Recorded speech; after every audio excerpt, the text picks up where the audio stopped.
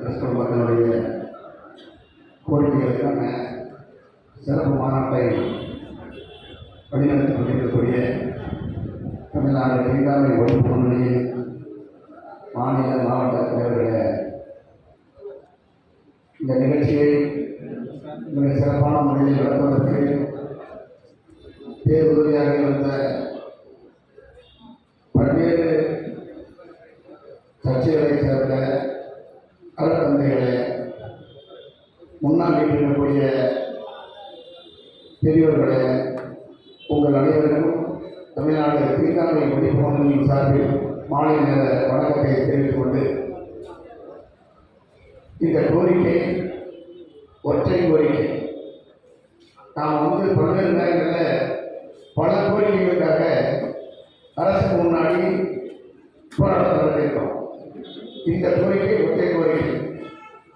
இது கிட்டத்தட்ட தொடர்கள் அனைவரும் குறிப்பிட்டதை போல ஒரு 75 ஆண்டு கால கோரிக்கை. இதை கொஞ்சம் உற்று கவனித்தோம்னு சொன்னால், கிட்டத்தட்ட நேற்று வரை ஒரு தலித் சமூகமாக அல்லது பட்டியல் சமூகமாக இருந்தவர் இன்றைக்கு ஏதோ ஒரு காரணத்திற்காக, தன்னுடைய மனநிலைக்காக அல்லது தன்னுடைய வறுமை நீங்கிவிடும் என்ற ஒரு மன திருப்திக்காக, ஏதோ ஒரு காரணத்திற்காக ஒரு கிறிஸ்தவராகவோ அல்லது ஒரு முஸ்லீமாகவோ தன் விருப்பப்படி மதம் மாறிக்கொண்டால் அவர்கள் சுயதேவர்கள் குறிப்பிட்டது போல எந்த சலுகையும் பெற முடியாத நபர்களாக மாறினார். இது கிராமத்தில் சொல்லுவாங்க, ஏற்பு சொல்ல கரிக்காமா.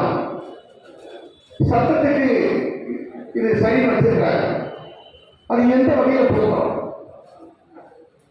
தமிழ்நாடு தீண்டாமை ஒழிப்பு முன்னணி கடந்த 2-3 வருடங்களுக்கு முன்னால சிவகங்கை மறை மாவட்டத்தில் இதே போல ஒரு அங்கே நடந்தது. இந்த கோரிக்கையில் நிகழ்வு ஒரு அதுக்குள்ள சாதிய பாகுபாடு, அதுக்குள்ள ஏற்றத்தாழ்வான மனநிலை கருத்து, அதற்காக பல்வேறு நடைபயணங்களையும் பல்வேறு கோரிக்கைகளை வச்சு போராடணும். அந்த போராட்டத்தில் நாம் அந்த கோரிக்கை வைக்கிற போதே அது ஒரு பெரிய கடுமையான ஆசை காட்டில் கடுமையான நெருக்கடியை தரக்கூடிய அந்த நிர்வாகமாக இருந்தது. இங்கேயும் நிறைய பேராயர்கள் வந்திருக்காங்க. எப்படி அரசு ஒரு சட்டங்கள் வச்சிருந்தோ அதை காட்டிலும் இன்னும் நெருக்கமான சட்டங்கள் நம்ம சபைகளில் இருக்கு. அது நியாயத்திற்காக சில நேரங்கள் எவ்வளோ ஒரு இறங்கி வந்தது, சில நேரங்கள் சில சபைகள் இறங்க மறைக்கிறது. அந்த பிரச்சனையில் போராடும் போது வருத்தப்பட்டோம். நாம் யாருக்காக எதிர்ப்பு போராடுறோம், எப்படி மோசமான அரசாங்கமாக இருந்தாலும் எதிர்த்து போராடுறோம். ஆனால் நமக்கு உரிமைகளை வழங்கக்கூடிய, நமக்கு அன்பு வழங்கக்கூடிய சில சபைகளில் நம்மால் போராடும் போது சிரமமாக இருக்கு யோசிச்சோம். இன்னைக்கு தமிழ்நாடு முழுவதும் இந்த கோரிக்கைக்காக இந்த மாநாட்டை நாம் நடத்துகிற போது இந்த மக்கள், விளிம்புநிலை மக்கள் மதம் மாறினால் என்ற ஒரு காரணத்திற்காக எந்த சலுகையும் பெற முடியாது, எந்த கோரிக்கையும் அரசுக்கு வைக்க முடியாத நிலைமைகள். அப்படின்னா அரசுகிட்ட நாம் கோரிக்கை வைக்கிற போதெல்லாம் ஒவ்வொரு அரசாங்கம் வரும்போது ஒரு கமிஷன் போடுறாங்க. அந்த கமிஷன் கீழே போய் சூரமாக விவாதம் பண்ணி ஒரு பெரிய விவரங்களை நீதிமன்றத்துக்கும் அரசுக்கு கொடுக்குறாங்க. ஆனால் அந்த ஆய்வு அறிக்கைகளை எல்லாம் எந்த அரசாங்கமும் சரி சாய்க்கிறது. 2014 பின்பாக இந்த ஒன்றிய அரசாங்கம், அதற்கு முன்பாக பல்வேறு அரசாங்கங்கள் ஒன்றியத்தில் ஆட்சி இருந்த போது நம்முடைய கோரிக்கைகளை அங்குதான் தீவிரமாக நிறைவேற்ற முடியும். அந்த அரசாங்கம் நம்ம காது கொடுத்து கேட்கவே இல்லை. சரி, இன்னைக்கு சாதிவாரி கணக்கெடுப்பு நடத்த வேண்டும் என்று சொல்றாங்க. மனம் உள்ளார்ந்து சாதிவாரி கணக்கெடுப்பு நடத்தினா அதை நடத்தக்கூடிய அந்த கணக்கில் உளப்பூர்வமாக இவர்களெல்லாம் தலித்துகள் பட்டியல் பண்றாங்க. மதம் மாறி காரணத்திற்காக அவங்களை பட்டியல் சேர்க்கிறது இல்லை. இப்போ 18+1 என்ற அடிப்படையில் நான் இந்த இடஒதுக்கீடு வச்சிருக்கிறாங்க. உண்மையிலேயே இந்த மக்களையும் சேர்த்து இந்தியா மக்கள் கணக்கெடுத்தால், முஸ்லிம் மதத்தில் சேர்க்கக்கூடிய பட்டியல் மக்களையும் சேர்த்து கணக்கெடுத்தால் இன்னைக்கு இடஒதுக்கீடு கிட்டத்தட்ட 50% கூட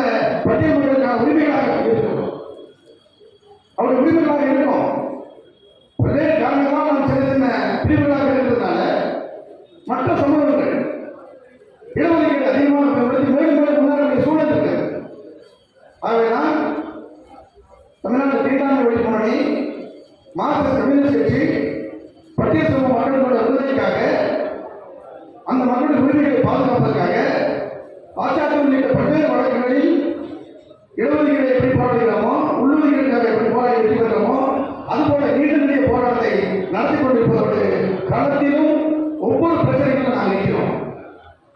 அந்த வகையில் ஒரு சுவாமிநாதன் அவர்கள் குறிப்பிட்டதை போல தமிழ்நாடு தீண்டாமை ஒழிப்பு முன்னணி ஏதோ நபர் சார்ந்த விருப்ப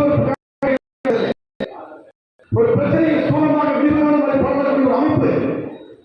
இந்த அமைப்பு இன்றைக்கு ஒரு கோரிக்கை முன்வைக்கிறது என்று சொன்னால் உண்மையிலேயே தீர்வு காணும் வரை இந்த போராட்டம் தொடரும். நிச்சயமாக இந்த மக்களுக்கான விடுதலை கிடைக்கும். அதற்கு பேராளர்கள் எங்களுக்கு ஒத்துழைப்பு தந்திருப்போம் சொன்னார். நாங்கள் கிட்டத்தட்ட என்ன நாள் உதவிகளை செஞ்சு சென்னை நோக்கி நீங்க இந்த பயணத்தை கொண்டு போனோம். மாவட்டங்களில் இந்த பட்டியல் மக்கள் மத்தியில் விழிப்புணர்வு ஏற்படுத்த சொன்னாங்க.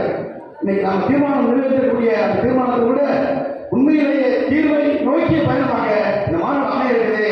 இந்த மாநாடு வெற்றி பெறுகிற போது தமிழகத்தில் நாம் வைக்கக்கூடிய இந்த கோரிக்கைகள் நிச்சயமாக பாட்டாளி அடித்தட்டு மக்களுக்கு, பட்டியல் சமூக மக்களுக்கு நிச்சயமாக வெளியே தரும் என்ற கோரிக்கையை முன்வைத்து இந்த மாநாடு வெற்றி பெற்றதோடு மட்டுமல்லாமல் இந்த கோரிக்கை வெற்றி பெறுவதை அனைவரும் பயணிக்க வேண்டும்.